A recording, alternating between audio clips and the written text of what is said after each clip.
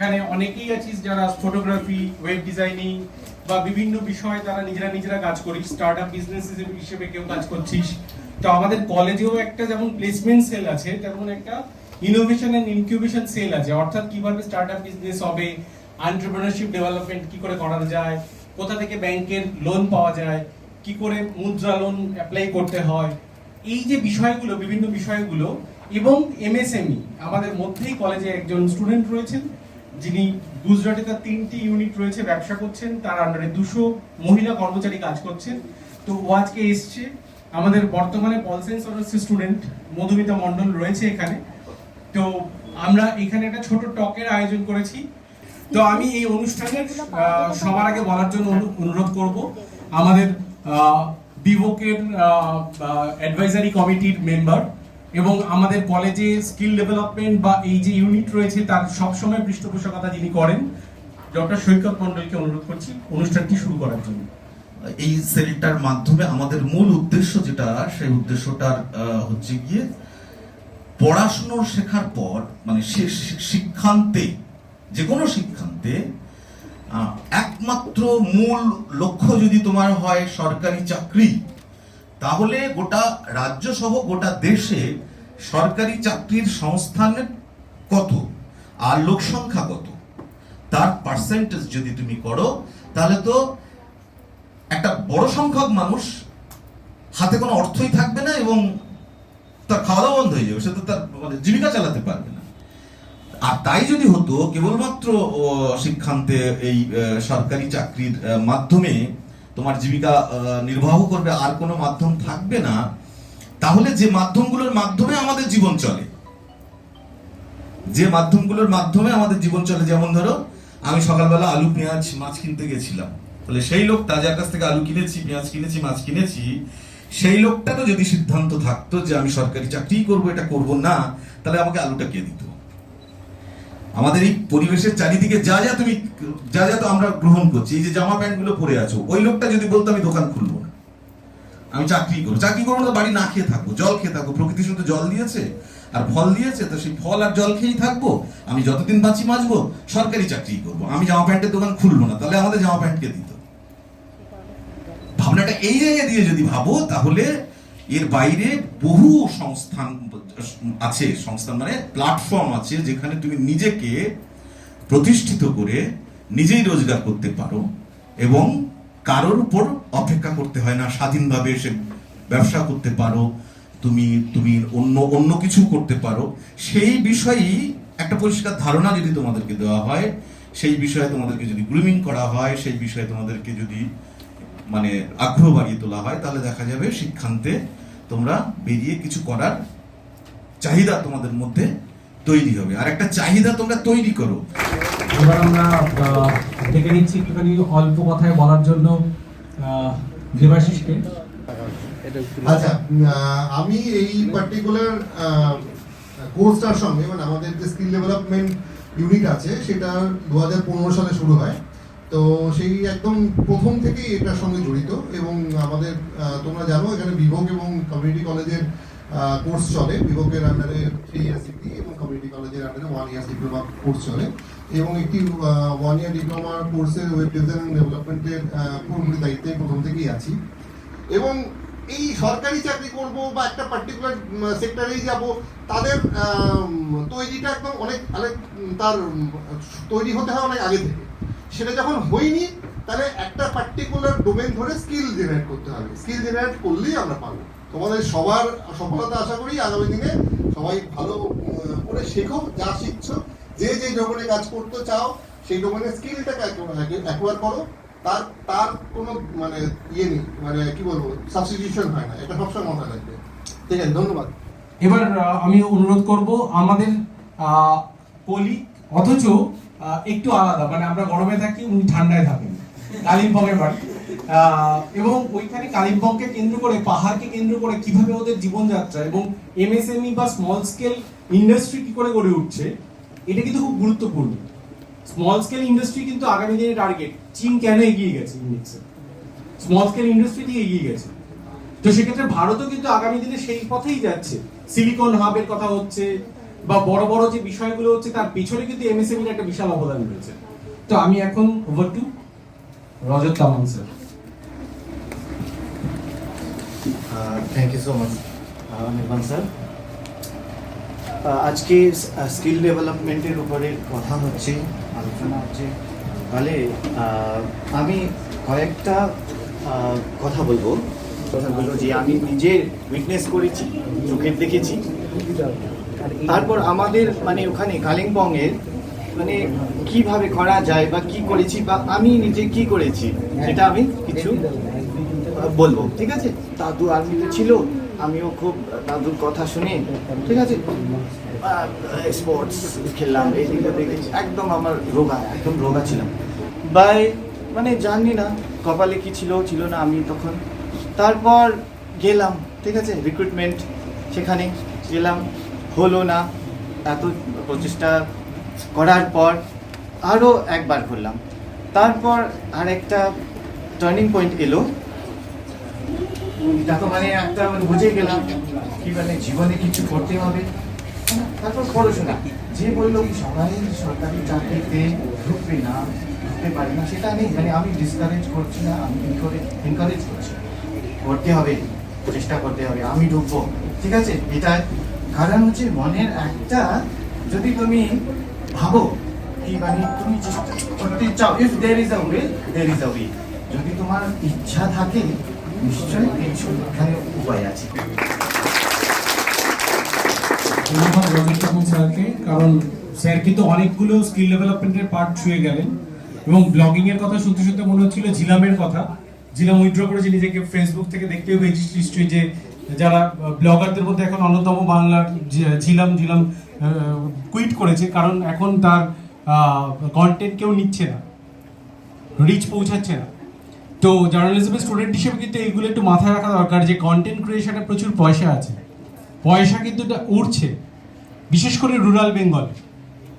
এবং সামনে আমরা এই নিয়ে একটা ওয়ার্কশপ আরেকটা করবো, অভিজিৎ দাশগুপ্ত আসবেন, যিনি দূরদর্শনের এক্স ডিরেক্টর, এবং তিনি দেখাবেন যে কি করে নিজেই নিজের পায়ে দাঁড়াতে পারে। এছাড়া আরেকটা জার্নালিজম স্টুডেন্টদের জানা উচিত যে এখন একটা ট্রেন্ড শুরু হচ্ছে ইন্ডিপেন্ডেন্ট জার্নালিজম। ফিল্ম মেকার যেমন ইন্ডিপেন্ডেন্ট ফিল্ম মেকার তৈরি হয়েছে ফিল্ম স্টাডিজের ক্ষেত্রে, তেমনি কিন্তু জার্নালিজমের ক্ষেত্রে ইন্ডিপেন্ডেন্ট জার্নালিস্ট তৈরি হচ্ছে। কোনো নিউজ মিডিয়া হাউসের আন্ডারে তারা কাজ করছে না, তারা নিজেরা মিডিয়া প্রমোট করছে, কন্টেন্ট তৈরি করছে, মিডিয়া তৈরি করছে এবং সোশ্যাল মিডিয়ার থ্রু দিয়ে সেটাকে ডিসেমিনেট করছে। ফলে আমাদের স্টুডেন্টদের কাছে কিন্তু অনেক সুযোগ আছে নিজের পায়ে দাঁড়ানো। আমি অ্যাকচুয়ালি বসে বসে ভাবছিলাম যে কোন কোন দিকে তোদেরকে বলবো, আমার অনেকটা দিকে তো টাচ হচ্ছে। তো এখন ভাবছি যে না বললেই ভালো হয়, কারণ যে অরিজিনালি তোদের সামনে বলবে সে আমাদের স্টুডেন্ট এবং ভেরি এফিশিয়েন্ট স্টুডেন্ট। প্রথম দিন এসে ও দেখেছিল আমাকে প্রাইম মিনিস্টারের স্যার আমার রেকমেন্ডেশন আছে, আই রিমেম্বার ইট। তুই যখন আমাকে বললি যে স্যার আমি প্রাইভেট থেকে গেছিলাম না, তখন স্যারেরও কথা বলেছে। ইনফ্যাক্ট আমি স্টুডেন্টদেরকে ওর কথা বলেওছি। ইউটিউব দেখিস, তোরা শর্টস দেখিস তো, ফেসবুকে রিলস, ইনস্টাতে রিলস, কেউ দেখিস না, কিন্তু ম্যাক্সিমাম জন দেখিস তো। আচ্ছা, কোনটা বেশি লাইক করিস? যেটা একটু স্ট্রাইক করে তোকে, আরে রেগুলার করছে এরকম তো দেখিস না, তাকে লাইক করছিস না। তারপরে যেটা একটু স্ট্রাইক করে মানে যেটা বানিয়েছে তার অ্যাসপেক্টে ভেবে দেখ। বা তোরা যদি কেউ রিল বানাস, তোরা যদি কেউ ভিডিও বানাস, তোকে ওই এক্সট্রা জিনিসটা দিতে গেলে কি করতে হবে? আমরা সেই কন্টেন্টকে তৈরি করতে পারবো তখনই যখন আমাদের মধ্যে এই ইনোভেশনটা থাকবে। ইনোভেশন মানে তোর চারপাশ পড়ে আছে, তুই সেটাকে নিয়ে কি বানালি। আচ্ছা, ধরে নিচ্ছি এখানে এই ঘরে তো 60 জন আছে ফর এক্সাম্পল। এই 60 জন যেখানে আছে আমি শিওর প্রত্যেকে, each and every one is unique. তোদের নিজেদের প্রত্যেকের কিছু না কিছু স্কিল আছে, থাকতেই হবে। There is a technology and there is a research যারা নিজের বিছানাটা ইনোভেটিভ ওয়েতে গুছায় তারা লাইফে সাইন করবে, কেউ তাদের আটকাতে পারবে না।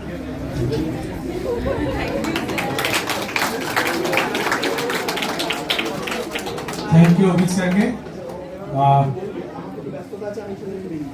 আমি একটা জিনিস ছোট্ট করে বলবো যে এখানে যারা যারা এই ধরনের স্টার্ট আপ বিজনেস বা বিজনেসের সাথে জড়িত আছিস, তারা প্লিজ আমার সাথে আলাদা করে একটু দেখা করিস এবং তাদের নামগুলো দিস। যেমন ভিকি,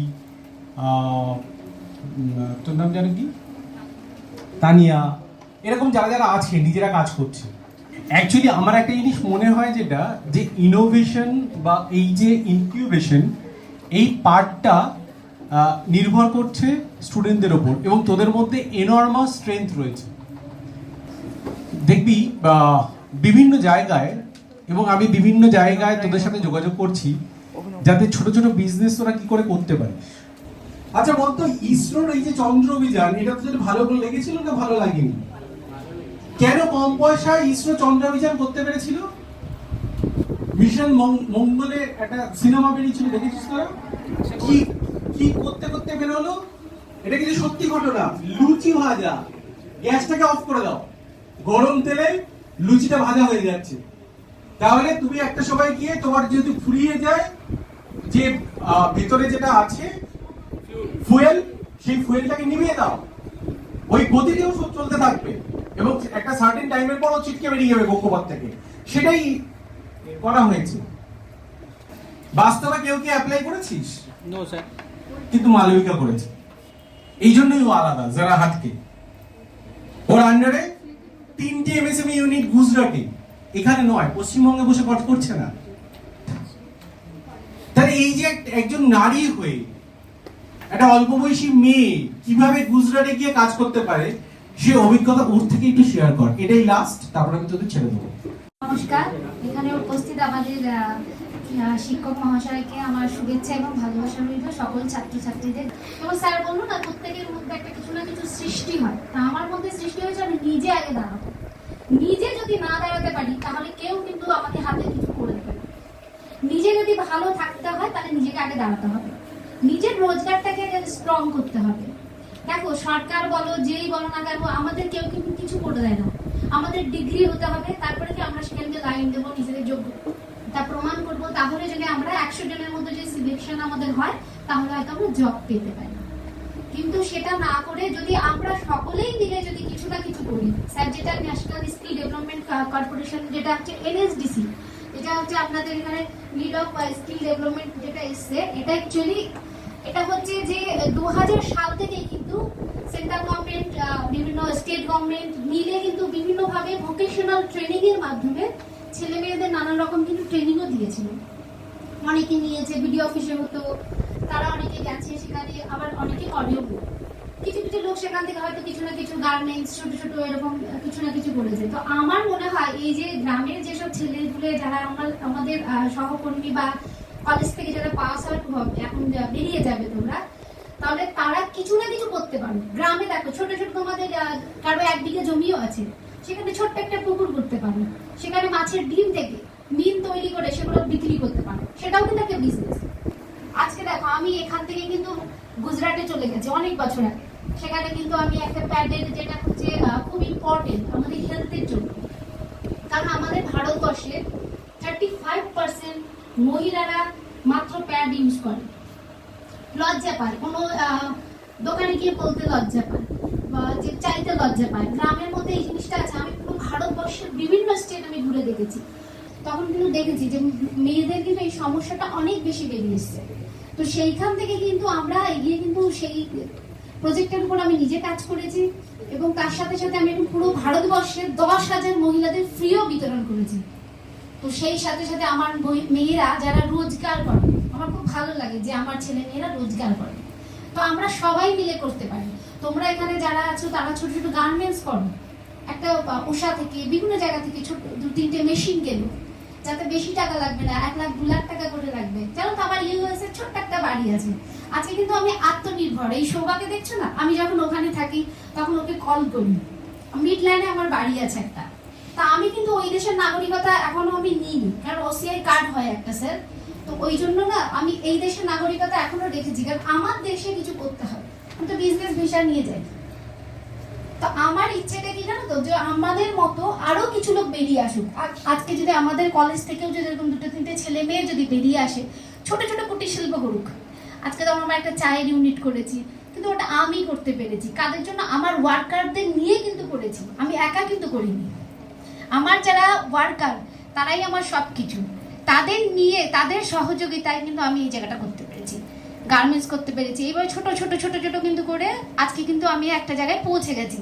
গুজরাটে যেখানে আমার ইউনিট, সেখানে আজকে কমসে কম 2 লাখ ফ্যাক্টরি আছে, তার মধ্যে একটাই মেয়েদের ফ্যাক্টরি, যেটা হচ্ছে আমার মিতু ইন্ডাস্ট্রি।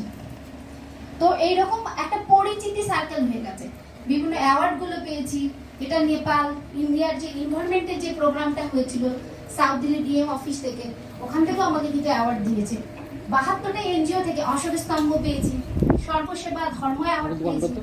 তো আমরা কেন পারবো না? আমি তো তোমাদের মতোই একটা ফ্যামিলি থেকে উঠেছি, বেশক আমার বাবা চাকরি করতেন, কিন্তু আমি তো তোমাদের মতোই একজন। দেখো আমিও পড়তে এসেছি, কারণ আমার বিজনেসের ইয়েতে আমি পড়তে পারিনি, সেটা কিন্তু আবার আমি পড়তে এসেছি। আমি ইংলিশ মিডিয়ামের স্টুডেন্ট ছিলাম, বাংলা আমি পারতাম না, কারণ নর্থ ইস্টে যে স্যার যে একটু আগে বলে গেলেন পাহাড়ি জীবনযাপন, অ্যাকচুয়ালি আমরা নর্থেই বড় হয়েছি, বাবা ওইদিকে পোস্টিং ছিল। তো আমাদের কি হতো, একটু অসুবিধা হতো। যখন আমি এখানে যখন পড়তে আসি, আমি আবার নতুন করে পল সায়েন্স অনার্স নিয়ে আবার উচ্চ মাধ্যমিক 2বার ফার্স্ট করেছি, করে আমি কিন্তু অনার্স করছি। আবার একটু ইচ্ছে ছিল যে আমি পল সায়েন্সটাকে জানবো, দেশের সংবিধানটাকে জানবো, চেষ্টা করি। তো সেইভাবে কিন্তু আমি নিজের থেকে কিন্তু বাংলাটা শিখেছি। হয়তো একটু হ্যান্ড রাইটিংটা এইদিকে দিক হয়ে যায় স্যার, কারণ বাংলা যাওয়া খিচুড়ি হয়ে যায়, কারণ দুটো ভাষা হলে কিন্তু যাওয়া খিচুড়ি হয়, তবুও কিন্তু চেষ্টা করি। ঠিক তোমরাও কিন্তু ওইরকম করো, তোমরা কিছু না কিছু করতে পারো, 4-5 জন মিলে করো, একটা গ্রুপ টাইপের করো। ধরো 4 জন 5 জন, কেউ 50,000, তুমি 50,000 দিলে, তুমি 50,000, তুমি 50,000, এরকম 4 জন মিলে একটা গ্রুপ করে করো। তাহলে কি হবে, তোমার উপরে কিন্তু বোঝা হবে না। মানে কি, ধরো আমি 1 লাখ টাকা তো দিতে পারবো না, তুমি 50,000 শেয়ার করো, তুমি এরকম করে করে করেও তোমরা এগোতে পারো।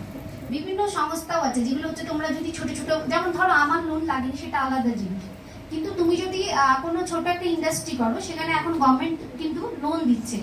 তোমার এমএসএমই তোমাকে রেজিস্টার করতে হবে, তারপরে কিন্তু তোমাকে একটা গভর্নমেন্ট লোন দেয় বেনিফিশিয়ারি। ধরো তুমি একটা কোনো একটা প্রকল্প করবে, সেটা তুমি মৎস্য চাষ করতে পারো, সেখানে একটা কি করবে, গভর্নমেন্টের কাছে তুমি একটা প্রজেক্ট দিলে, একটা প্রজেক্ট বানাতে হবে, তোমার সিএ কে দিয়ে তুমি সাবমিট করবে এমএসএমই ডিপার্টমেন্টে।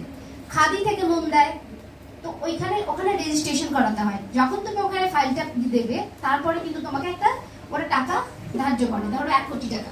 এখন তো এমএসএমইতে 1 থেকে 20 কোটি টাকাও লোন দেয়, তো সেইখানে তোমাকে একটা সাবসিডি দেবে, যে তুমি সেখান থেকে একটা টাকা তোমার হয়, মুকুবের মতো হয়, সেটা তোমাকে দিতে হয় না। অনেক রকম ফ্যাসিলিটি কিন্তু গভর্নমেন্ট দেয়। তো ওখানে কি করে বলো তো, বাইরের দেশে যেমন আমাদের এখানে প্রচুর আমরা ডিগ্রি করি, ডিগ্রি করতেই থাকি, কিন্তু ফরেনে কিন্তু বয়সের কোনো সীমা হয় না, যে এই বয়সে পড়তে যাবে না। ওরা চাইলে ছোট ছোট ছোট কোর্স করতে থাকে, কোর্স করে কিন্তু ওরা নিজেদের কাজ করতে থাকে। ওরা কিন্তু কেউ বসে থাকে না, যে একজন রোজগার করবো 5 জন বসে থাকবো, তা কিন্তু নয়, প্রত্যেকের ওখানে কাজ করতে হয়। ঠিক চীনেও তাই, ঠিক ভারত সরকারও কিন্তু সেই দিকটাই কিন্তু এগিয়েছে, যে আমাদের দেশের আমরা নিজেরাই যাতে নিজেদের প্রোডাক্টগুলো নিজেরাই তৈরি করতে পারি। এই জন্য মেক ইন ইন্ডিয়া বলে একটা কথা বলা হয়, শব্দ বলা হয়, তোমরা ঠিক নিশ্চয়ই শুনেছো। তো সেখানে আমরা নিজেরাই তৈরি করব আমাদের নিজস্ব প্রোডাক্ট। আরো কিছু জিনিস আছে, স্যার একটু আগে বলেছিলেন যে অভিক স্যার, যে আমরা কি করে নেটে লোকের অ্যাড দেখি। সত্যি কথা বলতে কি, আমার যে প্রোডাক্টটা আমি নিয়ে এসেছি, সবার এখানে সবাই একটু বের করো, আমি নিজে এটাকে তৈরি করিয়েছিলাম, ম্যানুফ্যাকচারিং ইউনিট করেছিলাম সেফ মেডিকেল, এবং এটার অ্যাড আমি কেন দিতে পারতাম, অ্যাড দিতে পারতাম, আমার অ্যাডের টাকাটা অন্য কেউ নিয়ে চলে যাবে, সেই টাকাটা যদি আমার ছেলে মেয়েদের ডেভেলপমেন্টের জন্য আমি খরচা করি, যদি সেটা আমার কাছে অনেক বেশি পাওনা।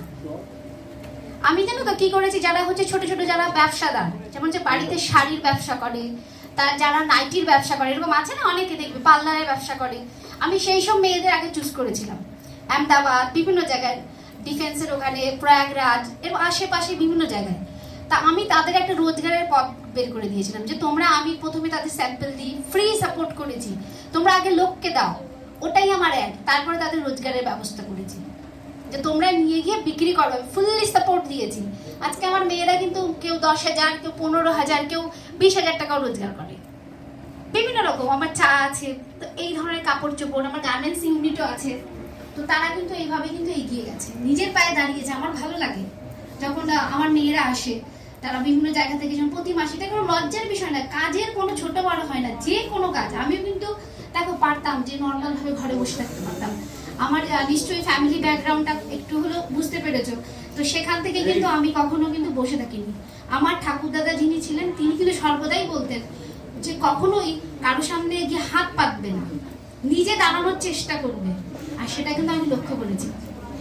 তো আমি চাই যে তোমরা এখানে যারা আছো প্রত্যেকে কিছু না কিছু করতে পারো, প্রত্যেকের মধ্যে সেই গুণটা আছে সেটাকে বাইরে বের করো। প্রত্যেকটা ছেলে মেয়ে, কেউ ছবি আঁকতে ভালোবাসে, তারা ছবি আঁকো, সেটাও একটা তোমাদের আর্ট, সেটাও একটা কলা, সেটাও তোমাদের মধ্যে একটা গুণ। কেউ কুকিং করতে ভালোবাসো, সেটাও তোমার মধ্যে, তুমি যেমনই কুকিং করো না কেন সেটাও কিন্তু তোমার একটা গুণ। কাজ যে কোনোটা হোক, কোনোটা ছোট না, কাজ করো। হতে পারে ডিজাইনিং করে, কারণ সুরাটে থাকি আমি, ওখানে কোনো মহিলা বসে থাকে না। তার গুজরাটিরা কিন্তু প্রচন্ড পয়সা, মানে ওদের ঘুমিয়ে থাকে অনেক পয়সা। তো ওখানে মহিলা যার হাজবেন্ড গুলো চলে যায় ডিউটিতে, আর জানো তো বাংলার এখানে প্রচুর ছেলে মেয়ে আছে ওখানে গিয়ে চাকরি করে। স্যার বলেছিল না একটু আগে যে ওখান থেকে করোনার সময় এসে, সত্যি আমার ফ্যাক্টরিতেও আছে বাইরে ঘরে। ওখানে লেডিসরা কি করে, হাজবেন্ড চলে যায়, লেডিসরা স্টোন লাগায়, জানো তো, এক একটা লেডিস সারা কাজ করে 40,000 50,000 রোজগার করে।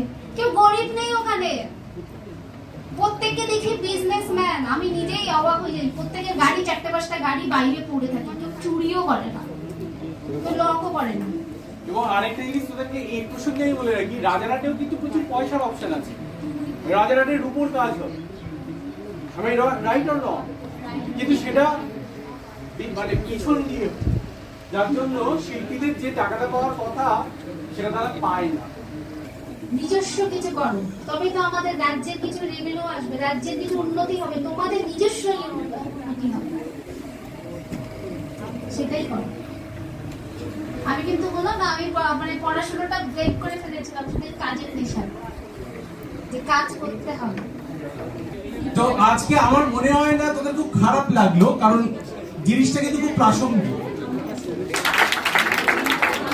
এটা কিন্তু তোদের কাছে একটা মডেল হয়ে যাওয়া উচিত, রোল মডেল।